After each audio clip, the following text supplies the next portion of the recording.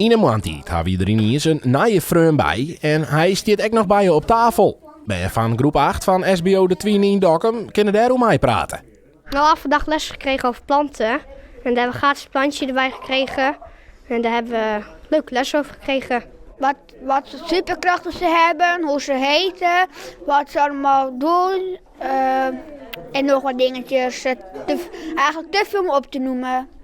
Er wordt heel iets meer inzet op green in de boeteloft en op squalpleinen, maar green in de klasse is misschien wel lieke wichtig. Dit is het mooiste wat je kan verzinnen eigenlijk. Het leukste, het is heel dankbaar is het. Elke keer word je weer verrast door de reacties en de verbinding die ontstaan tussen het kind en de plant. Ik moet hem verzorgen op school en ik moet mijn mekkers uit huis nemen.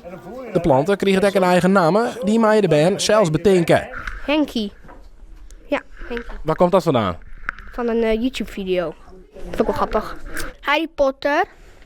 En waarom? Nou, ik ben er echt heel veel fan van Harry Potter. Nou, ik dacht echt zo aan van eerst Simba. Maar toen kwam ik erachter dat ik van een superheld houde genaamd Iron Man. Dus ik dacht Tony Stark, dat is Robert Downey Jr. Zo'n plantenles zorgt voor een bijzondere dynamiek in de klas. Iedereen is blij met zijn plant. En ze zijn ook nooit jaloers op een andere plant. Dus iedereen is gewoon blij met wat ze krijgen. Dat is uniek. Want we hebben toch 10 verschillende planten in zo'n klas.